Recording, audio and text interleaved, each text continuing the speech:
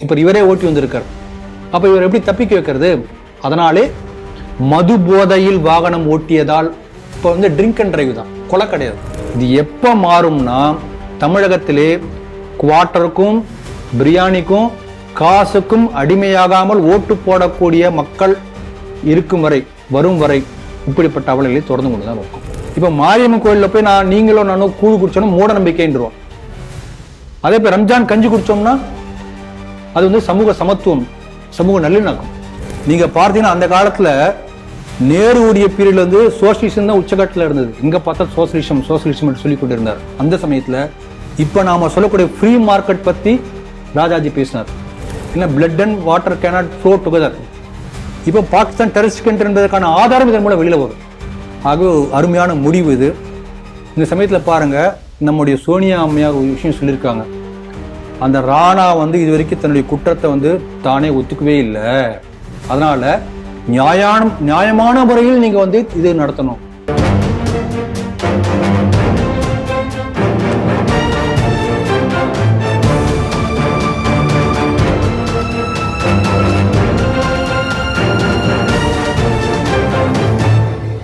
Sri TV நேயர்களுக்கு வணக்கம். இன்றைய செய்திகள் சிந்தனைகள் நிகழ்ச்சிக்கு உங்களை வரவேற்கிறோம். முதலில் இன்றைய முக்கிய செய்திகளை பார்ப்போம். காரை ஏற்றி அரசு அதிகாரி படுகொலை, திமுக நிர்வாகி மகன் கைது. என்ஐடி வாராங்கலில் ஹனுமன் சாலிசா பாட தடை, சட்ட உரிமை பாதுகாப்பு மையம் மனித உரிமை ஆணையத்திற்கு கடிதம். பயங்கரவாதத்தை வேரோடு ஒழிக்க உள்துறை அமைச்சகத்தின் பிரகார் பிரத்யேக கொள்கை வெளியீடு.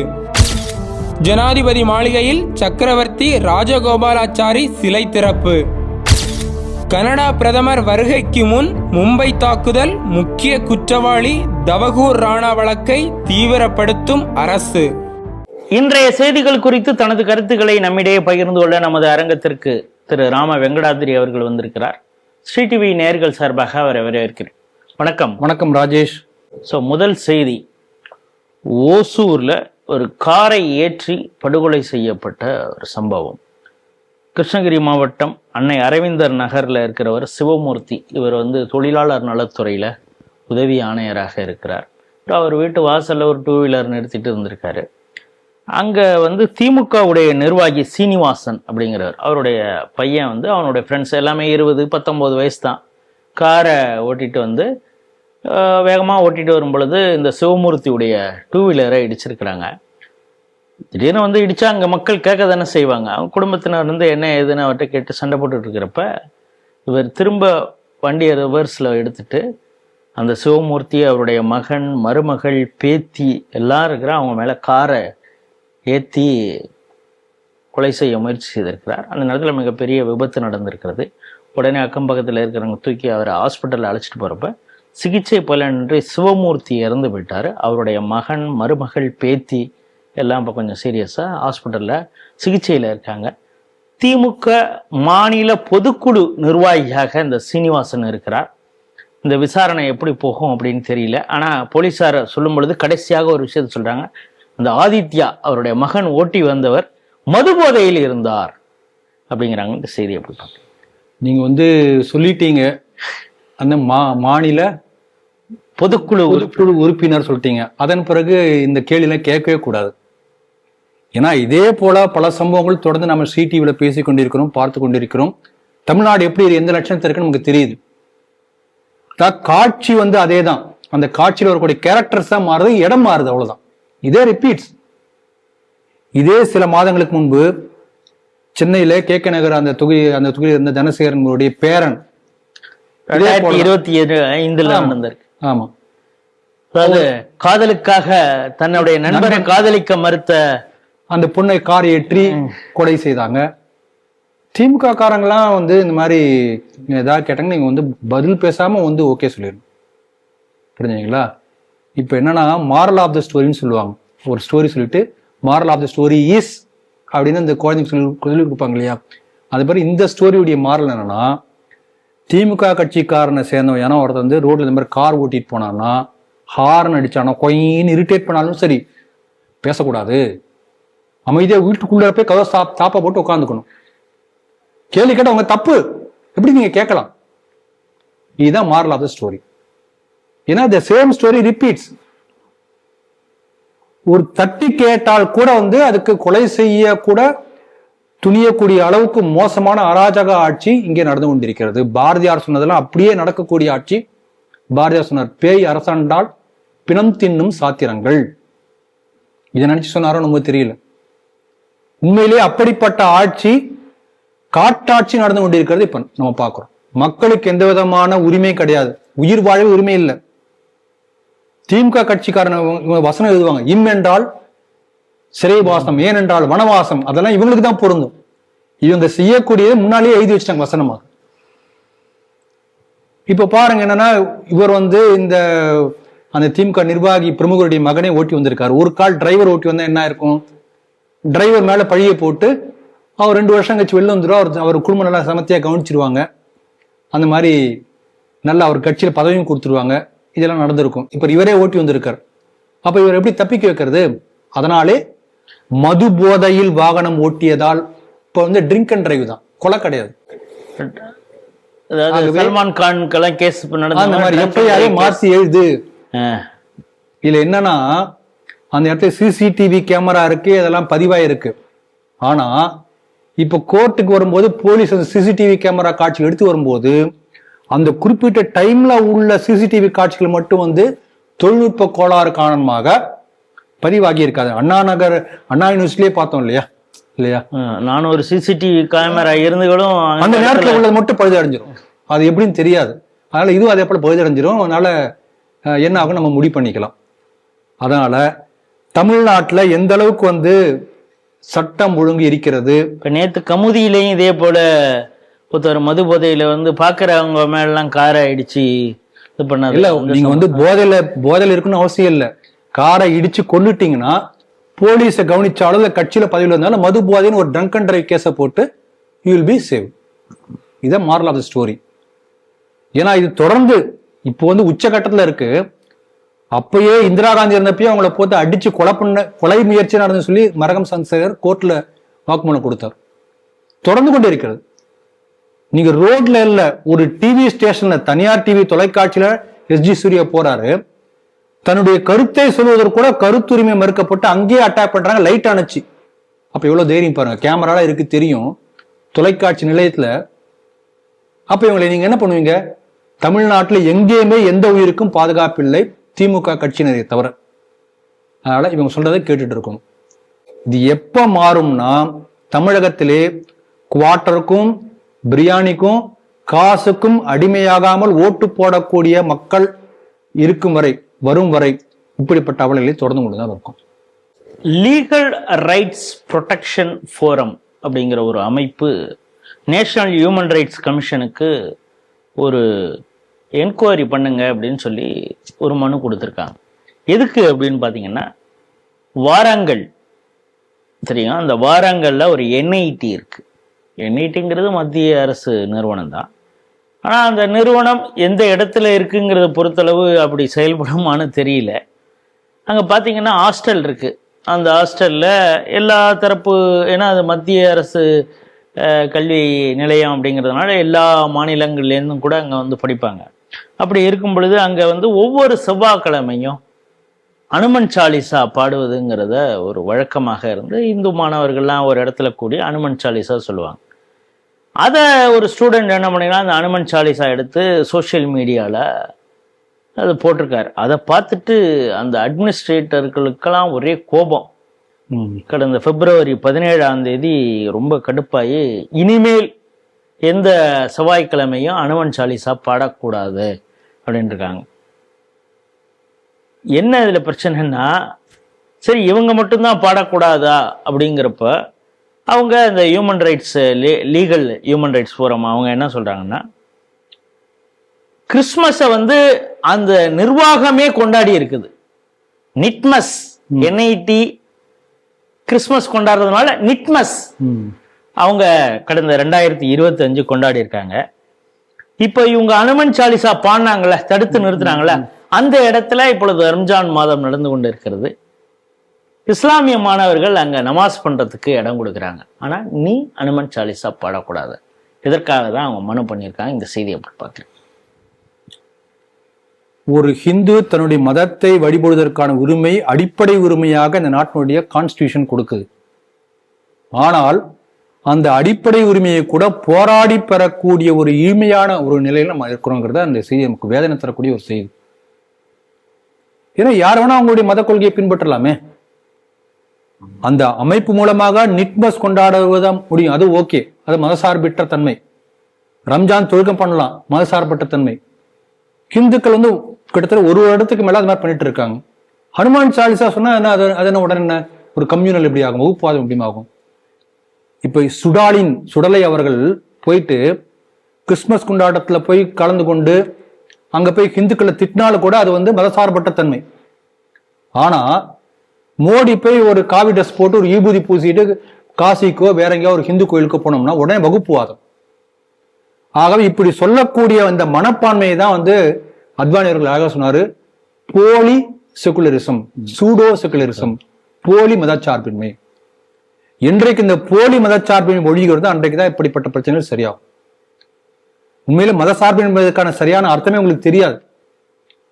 இப்ப மாரியம்மன் கோயில்ல போய் நீங்களும் நானும் கூழ் குடிச்சோம்னா மூட நம்பிக்கைன்றோம். அதே போய் ரம்ஜான் கஞ்சி குடிச்சோம்னா அது சமூக சமத்துவம், சமூக நல்லிணக்கம். ஆகவே இப்படிப்பட்ட மனப்பான்மை முதல்ல மாற்றணும். அதே போல பாருங்க, அந்த ஒரு அம்மா பேசினாங்க, உண்மையைத்தான் சொன்னாங்க. சொன்ன உடனே அவங்கள hate speech, Nupur Sharma hate speech. இன்னும் அவங்க பொய்ய சொல்லல, ஆதாரம் இல்லாத ஒரு விஷயத்தை சொல்ல, ஆதாரங்களோடு உள்ள ஒரு விஷயத்தை வெளிப்படுத்துறாங்க, அவ்வளவுதான். உடனே ஹேட் ஸ்பீச், அதுக்கு வெறுப்பு எப்படி வரும்? இவர் இப்படித்தான் என்று ஏற்கனவே உள்ளதை ஒருத்தர் சொல்றாங்க, வெறுப்பு. ஆனா இவன் என்ன பண்ணுவான், நம்ம நடராஜரை பத்தியோ மற்ற எல்லாத்தையும் பத்தியோ இல்லாததா சொல்லுவான், ஆதாரம் இல்லாத சொல்லுவான். அப்படி சொன்னா அதுக்கான பேரு ஃப்ரீடம் ஆஃப் எக்ஸ்பிரஷன், கருத்து சுதந்திரம். அப்ப இதெல்லாம் இப்படிப்பட்ட இரட்டை நிலைப்பாடு எடுக்கக்கூடியதான் போலி மத சார்பின்மை என்று அத்வானியர்கள் அழகா சொன்னாங்க. ஆகவே இந்த போலி மத சார்பின்மை ஒழிந்தால்தான் நாட்டுக்கு நல்லது. பாருங்க, நீங்க இப்ப இந்தியாவில் நீங்க என்ன பண்ணலாம்னா, ஒரு முஸ்லீம் நூபுர் சர்மாவை யாரோ அல்லாஹ் பத்தியோ இல்ல முகமது நபி பத்தியோ நீங்க பேசவே முடியாது. ஏன்னா இங்க மைனாரிட்டிகள், அவங்களுடைய உரிமை பாதிக்கப்படக்கூடாது. அப்ப இதே போல பாகிஸ்தான்ல ஒருத்தர் யாரும் பேச முடியாது, ஏன்னா முஸ்லீம் மெஜாரிட்டி. அதே பாகிஸ்தான்ல ஹிந்து கடவுளை திட்டலாம், ஏன்னா முஸ்லீம் மெஜாரிட்டி. அதே இந்தியாவில ஹிந்து கடவுளை திட்டலாம், ஏன்னா செக்குலர். அப்ப எப்படிப்பட்ட ஒரு நிலைப்பாடு பாருங்க. அதனால நம்ம தெளிவா புரிஞ்சுக்கணும், இந்த மதசார்பின்மை என்று பேசக்கூடிய போலி மதசார்பின்மை நாட்டுக்கு, நம்முடைய ஜனநாயகத்துக்கு, ஹிந்து மதத்துக்கு பெரிய ஆபத்தை விளைவித்துக் கொண்டு இருக்கிறது. இதை நம்ம திரும்ப திரும்ப சொல்லிக் கொண்டிருக்கிறோம். இந்த செகுலரிசம் என்ற வார்த்தையை தூக்கி எறியப்பட வேண்டிய வார்த்தை. அது புறவாசல் வழியாக இந்திரா காந்தி கொண்டு சேர்த்த ஒரு வார்த்தை, அது நீக்கப்பட வேண்டும். ஒரு சின்ன ஒரு அமெண்ட்மெண்ட்ல நீக்கிடலாம், என்றைக்கு நீக்க போறாங்க தெரியாது. அந்த என்ஹெச்ஆர்சி சரியான தீர்ப்பு கொடுக்கும் என்று எதிர்பார்க்கலாம். ஏன்னா அவங்களுடைய நியாயத்தை நம்ம கொடுக்கணும், உரிமையை கொடுக்கணும், மத வழிபாட்டு உரிமை கொடுக்கப்பட வேண்டும். அதே போல இந்த பாதிக்கப்பட்ட அந்த மாணவர்கள் மீது பதில் தாக்குதல் யாரும் தொடுக்காத வழி, அதே போல அவங்களுக்கு பாதுகாப்பு நடவடிக்கை எடுக்கணும். இதுல இன்னொரு பாருங்க, அகாடமிக் ரீதியா நீங்க என்ன சொன்னீங்க, அந்த இடத்துல இருந்து யார் அதிகாரிகள் இருக்காங்க, எப்படிப்பட்ட அந்த ஆசிரியர்கள் இருக்காங்க, அதை பொறுத்து இதெல்லாம் ஈக்குவேஷன் மாறும். பழி வாங்கறதுக்காக இன்டர்னல் மார்க் பல விஷயங்கள் இருக்கு இல்லையா? அதனால அவருக்கு அந்த பாதுகாப்பு உத்தரவாதமும் சேர்த்து கொடுக்கப்பட வேண்டும். மத வழிபாட்டு உரிமையோடு சேர்த்து அவர்களுக்கு எந்த விதமான இதை அடிப்படையாக வைத்து பின்விளைவுகள் ஏற்படாதவனும் பாதுகாப்பு கொடுக்கப்பட வேண்டும். அதற்கும் என்ஹெச்ஆர்சி உறுதி செய்ய வேண்டும் என்று கேட்டுக்கொள்கிறேன். மத்திய உள்துறை அமைச்சகம் ஒரு கொள்கை முடிவை எடுத்திருக்குது. அவங்க ஏற்கனவே இந்த வருஷம் மார்ச்சோட நக்சலிசம் இல்லாத ஒரு நாடாக உருவாகணும். பல நக்சலால் பாதிக்கப்பட்ட மாநிலங்கள்லாம் அதிலிருந்து விடுபட்டு வருகிறது. மார்ச் எண்டு அப்படிங்கிறது நக்சலிசம் மாவோயிஸ்டுக்கான எண்டு கார்டு அப்படிங்கிறது மாதிரி அவங்க பணியாற்றிக்கிட்டு ஆல்மோஸ்ட் முடிக்க போகிறாங்க அப்படிங்கிறது தெரிஞ்சு போச்சு. இப்போ அடுத்த கட்டமாக என்ன செய்யலாம் அப்படிங்கிறப்போ ஒரு டார்கெட் ஒன்று வச்சுருக்காங்க. என்னென்னா பிரஹார் அப்படிங்கிற ஒரு பேரில் ஒரு பாலிசியை கொண்டு வராங்க. என்னென்னா இனிமேல் பயங்கரவாத சம்பவங்கள் நிகழ்வதற்கு முன்னாலேயே அதை பற்றின உளவுத்துறை விஷயம் மூலமாக கண்டுபிடிக்கிறது. தாக்குதல் நடந்துருச்சு உளவுத்துறையெல்லாம் இருந்து அலர்ட்லாம் இருந்தும் கூட தாக்குதல் நடந்துருச்சுன்னா அதை நடத்திய எதிரிகளுக்கு புரியும் மொழியில் பதிலடி கொடுப்பது, அரசு இயந்திரத்தின் அனைத்து பிரிவுகளையும் ஒருங்கிணைத்து ஒரே நேர்கோட்டில் இலக்கை எட்டுவது, மனித உரிமைகள் மற்றும் சட்டத்தின் ஆட்சிக்கு உட்பட்டு நேர்மையான முறையில் நடவடிக்கை எடுப்பது, பயங்கரவாதம் வளர்வதற்கான நிதி ஆதாரங்கள் மூளைச்செலவு செய்யும் நடவடிக்கைகளை முற்றிலும் அழித்தல், உலக நாடுகளை ஒருங்கிணைத்து பயங்கரவாதத்திற்கு எதிராக அழுத்தம் தருதல், சமுதாயத்தின் ஒத்துழைப்புடன் பாதிப்பில் இருந்து மீண்டு துணிச்சலாக செயலாற்றுதல். இந்த நோக்கத்தை எல்லாம் அடிப்படையாக கொண்டு இந்த பாலிசியை ஃப்ரேம் பண்ணியிருக்காங்க. இந்த செய்தியை எப்படி பார்க்குறேன்? மிக அற்புதமான பாலிசி. நீங்க சொன்னது போல இந்த திமுக சொல்லுவாங்க ஒரு வார்த்தை, சொன்னதை செய்வோம் செய்வதை சொல்வோம்னு. அந்த கொட்டேஷன், அந்த வார்த்தையை, அந்த ஸ்லோகனை உண்மையிலே அந்த ஸ்டேட்மெண்ட்டை செயல்படுத்தி கொண்டிருக்கக்கூடிய ஒரே ஆட்சி பாஜக ஆட்சி தான். இவங்க வந்து ஒரு மேடை பேச்சோட சரி. நீங்க சொன்னபடி அந்த ரெட் டெரர், சிகப்பு பயங்கரவாதத்தை கிட்டத்தட்ட முடிவுக்கு கொண்டு 120 மாவட்டங்கள்ல இருந்து 4 மாவட்டங்களாக குறைத்து கம்ப்ளீட்லி வைப்பிடுவோம். நீங்க சொன்னபடி மார்ச் மாதத்துல அதுவும் முடிவுக்கு வந்துடும். அடுத்த கட்டமாக இது எப்படி சொல்றாங்கன்னா, அந்த பிரகாரம் என்பது India first comprehensive counter terrorism policy. ஒட்டுமொத்தமாக பயங்கரவாதம் எந்த உருவத்தில் வந்தாலும் அதை வேறு மண்ணும் இல்லாமல் அடியோடு அழிப்பதற்கான ஒரு மிகப்பெரியமான ஒரு கொள்கை ரீதியான முடிவு. இந்த அளவுக்கு டெரரிசம் பத்தி வந்து யாருமே திட்டமிடல. ஏன்னா நம்ம பார்க்கிறோம், நமக்கு பொறுத்தவரை பயங்கரவாத செயலை நம்ம என்ன நினைக்கிறோம், மும்பை குண்டுவெடிப்பு சம்பவம், கோவை ஒரு குண்டு வெடிப்பு, இதுதான் நமக்கு இருக்கு. ஆனா இன்னைக்கு பாத்தீங்கன்னா மாடர்ன் சோபிஸ்டிகேட்டட் இந்த மெத்தடாலஜில இந்த டெக்னாலஜி பயன்படுத்தி புது புது பயங்கரவாதம் வருது. நீங்க பாத்தீங்கன்னா ரயில்வேல இதே போல தீ விபத்து ஏற்படுத்த கூட பயங்கரவாத செயல், அது NIA இப்ப சொல்லியிருக்கு, பல முறை CTVல சொல்லியிருக்கோம். ட்ரோன் மூலமா தாக்குதல் வரலாம், கெமிக்கல் வெப்பன்ஸ்ல வரலாம், வைரஸ் பரவுதல் மூலம் வரலாம். அப்ப வகை வகையா வர முடியும். அப்ப என்ன சொன்னா CBRNED சொல்கிறார்கள், chemical, biological, radiological, nuclear, explosive, digital. ஒரு பேஸ்புக்ல வரக்கூடிய ஒரு போஸ்ட், அதன் மூலமா பயங்கரவாத செயல் வர முடியும். ஆக டெரர் ஃபண்டிங் மட்டும் இல்லாம எந்த வடிவத்துல மாய வேடம் பூண்டு மாயமான் போல பயங்கரவாதம் வந்தாலும் அதை குற்றச் செயலாக அறிவித்து தண்டனை கொடுப்பதற்குரிய ஒரு பாலிசி ஃப்ரேம்வொர்க் இப்பதான் வந்து இத்தனை ஆண்டுகளுக்கு பிறகு வந்திருக்கு. பெரிய ஒரு வெற்றிகரமான முடிவை நான் பார்க்கிறேன். இதுல வந்து பல விஷயங்கள், உதாரணத்துக்கு ட்ரோன் பத்தி சொன்னேன் பாருங்க, டார்க் வெப்சைட், இதெல்லாம் யாரும் எதுக்கு பேசுனதே இல்லை. நீங்க சாதாரண நம்ம பார்க்கக்கூடிய வெப்சைட்லாம் வந்து நமக்கு தெரியும், கூகுள் வந்து மற்ற யாராவது மானிட்டர் பண்ண முடியும்.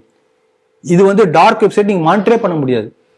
அப்படிப்பட்ட நிழல் உலக வெப்சைட், இணையதளங்களை கூட வந்து பயங்கரவாதமாக அவங்க அறிவிக்க முடியும். அந்த அளவுக்கு வந்து அந்த ரொம்ப அழகா ஃப்ரேம் ஒர்க் பண்ணியிருக்காங்க. கிரிப்டோ கரன்சி வச்சு நார்மல் ஃபண்டிங் மூலம் இல்லாம கிரிப்டோ காயின்ஸ் மூலமாக வந்து பயங்கரவாத செயல் நடந்து கொண்டிருக்கிறது. இது எல்லாத்தையும் தடுக்கக்கூடிய ஒரு மிகப்பெரிய ஒரு முன்னேற்பாடாக இந்த வருமுன் தடுப்பது, அதுக்கான AI டெக்னாலஜி யூஸ் பண்ண போறாங்க. லேட்டஸ்ட் டெக்னாலஜி பயன்படுத்தி நார்மலா நம்ம வழக்கமான உள்ள conventional method of investigation and finding, அது மட்டும் இல்லாம லேட்டஸ்ட் டெக்னாலஜி எல்லாம் பயன்படுத்தி பயங்கரவாதத்தை முன்கூட்டியே தடுப்பதற்கான செயல் திட்டம், கொள்கை முடிவு எடுக்கப்பட்டிருக்கிறது. இது ஒண்ணு. ரெண்டாவது, நீங்க சொன்னது போல அவர்களுக்கு புரியக்கூடிய மொழி எதுவோ அதுல பதில் கொடுத்தாதான் அவங்களுக்கு புரியும், இல்லைங்களா? அதனால ஒரே மாதிரி பதில் கிடையாது, யாருக்கு என்ன பதிலோ அந்த பதில் தான் அவங்களுக்கு. இது அற்புதமான ஒரு யோசனை. அதே போல ஒருங்கிணைப்பு என்பது மூன்றாவது பகுதி இந்த பிரகாரில், PRA மூன்றாவது ஒருங்கிணைப்பு. அதாவது நம்ம என்ன பண்றோம், இப்போ NIA ஒரு முடிவு எடுக்கும், மாநில அரசாங்கம் வேற மாதிரி ஒரு ஒத்துழைப்பு கொடுக்காம இருக்கும், லோக்கல் போலீஸ், இப்போ இந்த இன்சிடென்ட் ஒரு லோக்கல்ல ஒரு நடக்குதுன்னா லோக்கல் போலீஸ், அப்ப இந்த ஒருங்கிணைப்பு வந்து இல்லாம போயாச்சுன்னா பயங்கரவாதி தப்பிச்சிருவார். ஆகவே இந்த ஒருங்கிணைப்பு என்பது முக்கியமான ஒரு அம்சம். அதுக்கான ஒரு இதையும் ஃப்ரேம் ஒர்க் பண்ணியிருக்காங்க.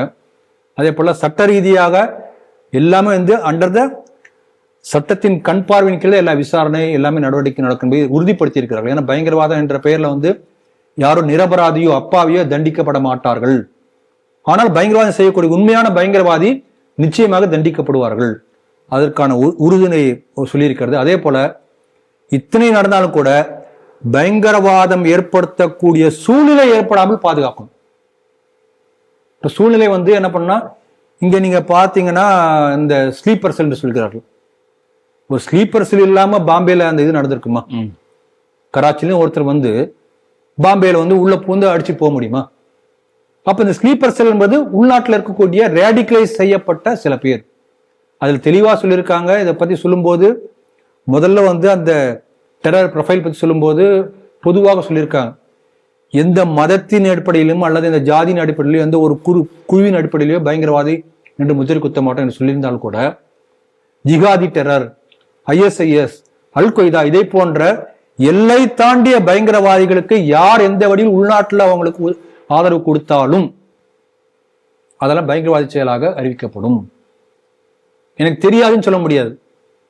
ஒருத்தன் வந்து வீடு கேட்டார், வாடகை கூட்டேன், தெரியாதுங்க அப்படி சொல்ல முடியாது, தப்பிக்க முடியாது. ஆகவே யூ ஆர் ரெஸ்பான்சிபிள். இப்படி அந்த பயங்கரவாதிகளுக்கான ஆதரவான சூழ்நிலை இல்லாதபடி அதை நெக்சஸ் அதை வந்து நெருக்கி இருக்கிறார்கள். அது ரொம்ப பாராட்டணும். அதே போல சர்வதேச அளவுல இப்ப வெவ்வேறு நாடுகளோட இப்ப கூட பார்த்தீங்கன்னா அந்த ராணா இப்படி பல வெளிநாடுகளில் பயங்கரவாதிகள் பதுங்கிக்குவாங்க. அப்போ ஒவ்வொரு நாட்டு கூட அந்த நாடு கடத்துவதற்கான ஒப்பந்தம் போட்டிருக்கிறோம். அதே போல சேர்ந்து ஜாயிண்ட் எஃபோர்ட் அவங்களை தேடுவதற்கான அங்க போய் நம்ம போலீஸோ நம்முடைய உளவுத்துறை அதிகாரிகளோ போய் அங்க போய் சேர்ந்து தேடுதலுக்கான வேட்டை இப்படிப்பட்ட ஒப்பந்தங்கள்லாம் போட்டிருக்கிறார்கள். சட்ட ரீதியாக அவங்களை இங்கே ஒப்படைக்கிறதுக்கான முயற்சி இதெல்லாம் வந்து வெளிநாடுகள் மூலமாக. அதே போல மீட்கணும். ஏற்கனவே பயங்கரவாத சிந்தனைகள் உள்ள ஒருத்தரை டீரேடிகலைஸ் பண்ணும். அதுக்காக நாட் ஓன்லி இந்த கவர்மெண்ட் ஏஜென்சிஸ் மட்டுமே இல்லை, NGO இருக்கலாம் அல்லது பல கம்யூனிட்டி லீடர்ஸ் இருக்கலாம், இங்க எல்லோரும் சேர்ந்து அந்த பயங்கரவாத சிந்தனையிலிருந்து எல்லாத்தையும் மீட்பதற்கான முயற்சிகளை மேற்கொள்ளப்படும். இப்படி வந்து ஒரு ஒருங்கிணைந்த முயற்சி. ஒரு குண்டு வெடிச்சா போய் அரெஸ்ட் பண்றோம் அது மட்டும் கிடையாது, முன்னாடியே தடுக்கிறது, வராம எப்படி தடுக்கிறது, வந்த பிறகு எப்படி பதில் கொடுக்கறது, எல்லாத்துக்கும் ஒரே ரிப்ளை இல்லை, புரியுற மாதிரி ரிப்ளை, லோக்கல் அதுக்கான சப்போர்ட்டிங் அந்த என்விரான்மெண்ட் இல்லாம அதை எப்படி வந்து டீராடிகலைஸ் பண்றது, ஏற்கனவே பாதிக்கப்பட்டவர்கள் எப்படி சரிப்படுத்துவது, உள்நாட்டில் எப்படிப்பட்ட ஒருங்கிணைப்பு, வெளிநாட்டில் எப்படிப்பட்ட ஒரு ஒருங்கிணைப்பு மற்ற தகவல் அமைப்புகளோட, இப்படி ஒரு பெரிய ஒரு பாலிசி ஃப்ரேம் ஒர்க் பண்ணியிருக்கிறாங்க. பயங்கரவாதத்துக்கு எதிரான ஒரு மிகப்பெரிய ஒரு ஒரு முயற்சியாக நம்ம பார்க்கலாம். நீங்க என்ன அந்த பிரஹார் அப்படிங்கிறப்ப அதுக்கு ஃபர்ஸ்ட் லெட்டரை வச்சு அது வந்து ஒரு பாலிசியை ஃப்ரேம் பண்ணியிருந்தா கூட, ஏற்கனவே கனிமொழி ஒரு குற்றச்சாட்டு சொல்லியிருந்தாங்க, எந்த ஒரு திட்டத்துக்குமா இருக்கட்டும், இந்த மாதிரி பாலிசி ஃப்ரேம் ஒர்க்காக இருக்கட்டும், இப்போ இந்த சட்ட திருத்தம் கொண்டு வந்தெல்லாம் எல்லாம் சான்ஸ்கிரிட் பேரா வைக்கிறீங்க அப்படின்னு. எனக்கு இந்த பிரஹார் அப்படின்னு காதல விழுந்ததுமே இது RSSல வந்து இந்த தண்டா வச்சு பிரஹார் மார் அடிக்கிறதும்பாங்க, அதை இது ஞாபகப்படுத்துதா அப்படிங்கிறது ஒரு ஐயப்பாடு வருத. அது சரியாதான் சொல்லியிருக்கீங்க நீங்க. இப்போ சமீபத்தில் கூட AI உச்சி மாநாடு நடந்தது. அந்த உச்சி மாநாட்டில் வருங்காலத்தில் செயற்கை நுண்ணறிவு எப்படி இருக்குன்றதுக்காக ஒரு பாலிசி கொடுக்குறாரு மோடி அவர்கள் கொடுக்குறாரு. மானவ் அந்த MANAV ஒவ்வொன்றுக்கும் ஒரு பொருள் கொடுத்திருக்கிறார். இருந்தாலும் கூட கடைசியாக சொல்லும்போது என்ன சொல்லியிருக்காரு, மனித குலத்துக்கு நன்மை பயக்கக்கூடிய செயலாக இந்த AI இருக்கணும். இப்போ மானவ் என்றால் மனித குலத்திற்கு அப்படி கடைசியா சம்ம பண்ண. அதே போல நீங்க சொன்னது கரெக்ட். பிரகார் என்று ஒரு அந்த சிலம்பத்துல ஒரு பயிற்சி உண்டு, அதாவது இங்க முழு வீச்சில் அடிப்பாங்க. அந்த பிரகார்ல வந்து அந்த அந்த தண்டப்பை அந்த முழுமையாக பயங்கரவாதத்தை ஒழிப்பதற்காக பிரகார். ஆமா, நீங்க சாதாரணமா அந்த சிலம்ப பயிற்சியில வந்து ஒவ்வொன்னு அந்த கையினுடைய இது மட்டும்தான் வரும். அந்த பிரகார் என்று சொல்லக்கூடிய அந்த சிலம்ப பயிற்சியில தான் உடலுடைய முழு வலிமையும் வரும். அதை எதிர்த்து யாரும் நிக்க முடியாது, மண்டையை உடஞ்சி ஆள் க்ளோஸ் ஆயிடுவாங்க. அப்படிப்பட்ட வலிமையான பயிற்சி. அதனால மிக பொருத்தமான பெயராக கொடுத்திருக்கிறார்கள். பயங்கரவாதம் நம்ம நாட்டிலிருந்து ஒழிக்கப்படுவதற்கான ஒரு மிகப்பெரிய ஒரு முயற்சி இது. பாராட்டுதல்கள். காங்கிரஸ் பாஜக குறித்து மிகப்பெரிய ஒரு குற்றச்சாட்டு ஒன்று சொல்லும். என்னன்னா, எங்களுடைய தலைவர்களை தான் அவங்க திருடிக்கிறாங்க, ஏன்னா அவங்கள்ட்ட அவ்வளவு பற்றாக்குறை.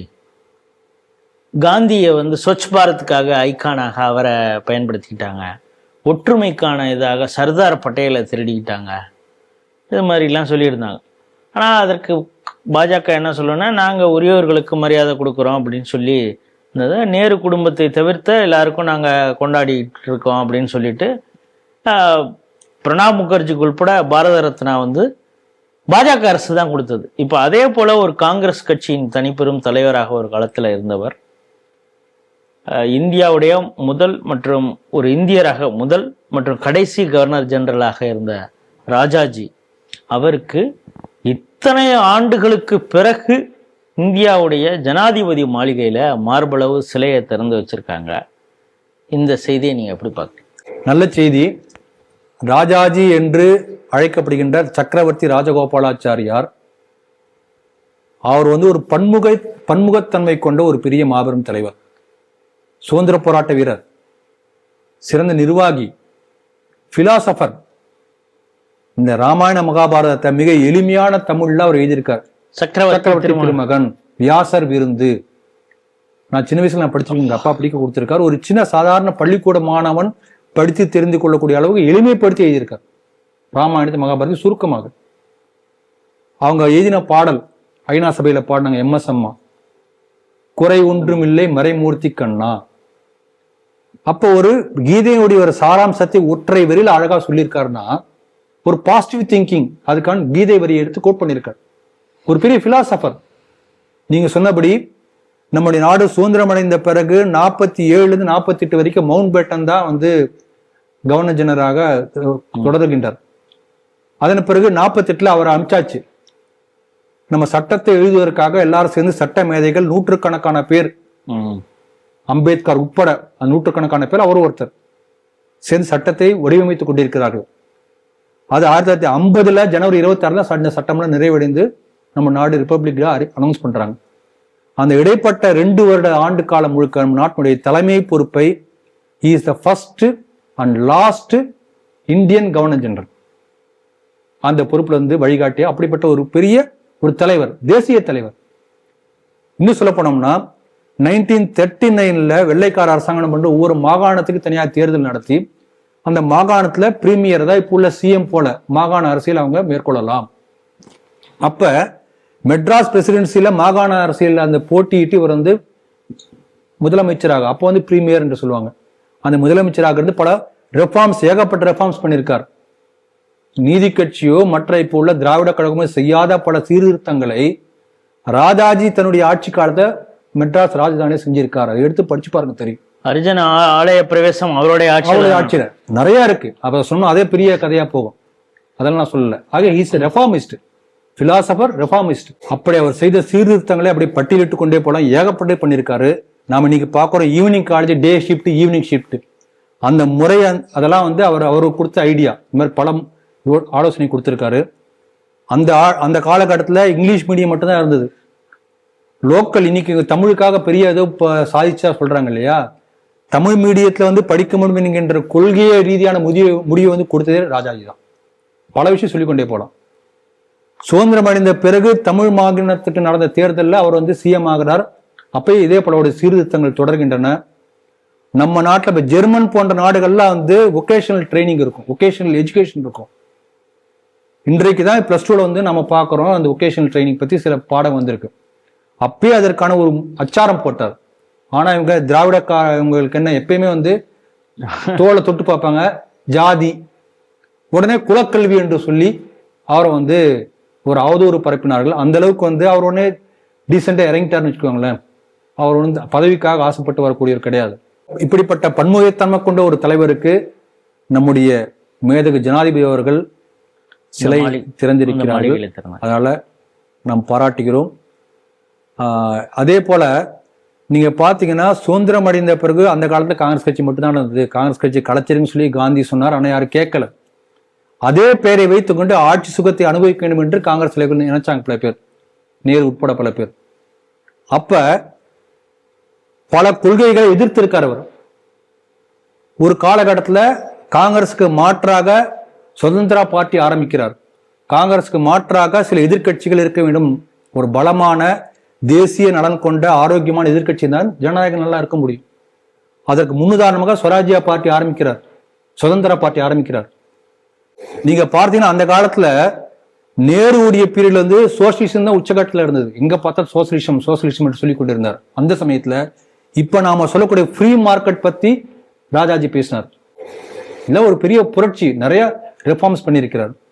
ஆனால் அப்படிப்பட்ட ஒரு பெரிய மாபெரும் தலைவருக்கு உரிய மரியாதை, அங்கீகாரம் இப்போ உள்ள மோடி அரசு கொடுத்திருக்கின்றது என்று இதுல இன்னொரு சிறப்பு அம்சம் என்ன சொல்றாங்கன்னா, பிரதமர் நரேந்திர மோடி சமீபத்தில் தான் பேசினார், இந்த மெக்காலே சிந்தனையிலிருந்து அடுத்த 10 ஆண்டுகள் நாம் குறிவைத்து வேலை செய்யணும், அந்த சிந்தனையை முற்றிலுமாக அகற்ற வேண்டும்னு ஒரு பொறியாளர், பிரிட்டிஷ் பொறியாளர், அவருடைய சிலை வந்து அந்த ஜனாதிபதி மாளிகையில எட்வின் லூட்டியன் அப்படின்னு அந்த சிலையை அகற்றி விட்டு தான் அங்கு ராஜாஜியை வச்சிருக்காங்கிறப்ப நமக்கு இன்னும் கூடுதல் நிச்சயமாக இந்த காலனியத்துவ எச்சங்களை நீக்குவதற்கு ஒரு மிகப்பெரிய முயற்சி மோடி அவர்கள் ஸ்வச் பாரத்ல ஒரு முக்கியமான வேலையாக பண்ணிட்டு இருக்காரு. நீங்க சொன்னீங்களே ஸ்வச் பாரத், அது வந்து ராஜபாதை 5ஆம் ஜார்ஜ் அந்த ராஜாவுக்கான பாதை என்று இருந்ததை வந்து அதை கர்த்தவிய பாத் என்று மாற்றினார். ராஜ்பவனே இதே போல பெயர் மாற்றியிருக்கிறார். பிரைம் மினிஸ்டருடைய அலுவலகத்தையும் வந்து இதே போல கடமைக்கான அலுவலகமாக மாற்றி, இப்படி பல மாற்றங்கள். இதெல்லாமே வந்து வெறும் பெயர் மாற்றம் மட்டுமல்ல, இதே போல பாம்பே அங்க இருக்கக்கூடிய இந்தியா கேட், 5ஆம் ஜார்ஜ் இருந்த இடத்துல வந்து இப்ப நேதாஜிக்கான சிலை, இப்படி ஒவ்வொன்றா நீங்க பார்க்கலாம். ஆகவே இந்த காலனிய அடிமைத்தனமான எண்ணங்களை அகற்றக்கூடிய ஒரு மிகப்பெரிய ஒரு முயற்சி எடுத்திருக்கார். அதில் இது ஒரு முயற்சியை நம்ம பார்க்க முடியும். வெள்ளக்கார ஆட்சி காலத்துல கொல்கத்தா தலைநகராக கொண்டு இந்திய அரசாங்கம் இருந்தது, அந்த பிரிட்டிஷ் இந்தியால. கொல்கத்தால டெல்லிக்கு வரும்போது டெல்லிக்கான நகரை திட்டக்கூடிய என்ஜினியர் இருந்த லூட்டியன்ஸ், அவருடைய சிலையத்துக்கு ஜனாதிபதி மாளிகையில் இருக்கணும். ஆகவே அடிமைத்தனத்தின் எச்சங்களை நீக்குவதில் ஒரு முக்கியமான ஒரு பெரிய முயற்சி நடந்து கொண்டிருக்கிறது. அதன் ஒரு அம்சமாக இதை பார்க்கிறோம்.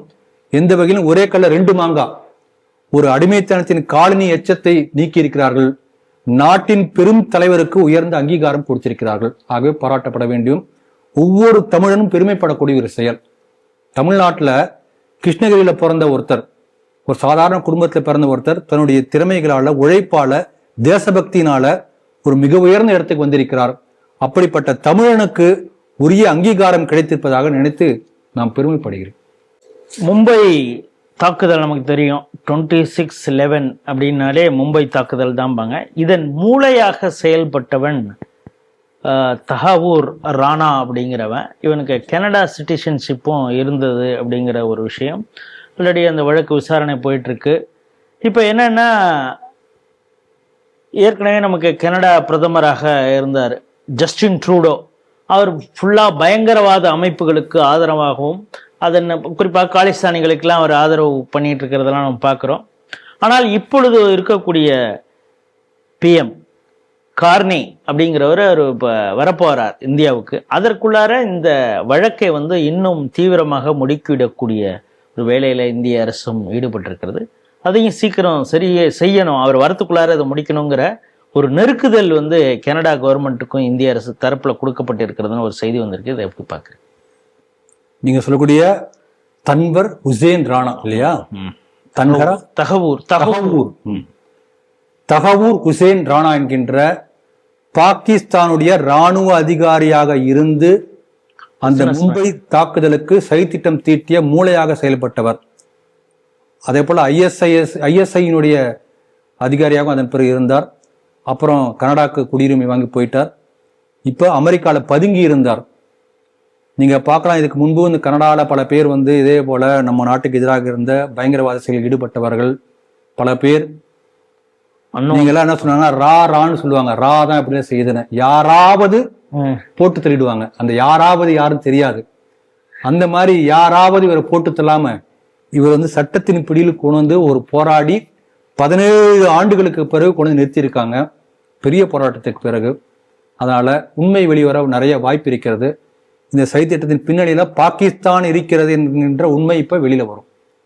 பாகிஸ்தான் ஒரு பயங்கரவாத நாடு நம்ம சொல்லிட்டு இருக்கோம்.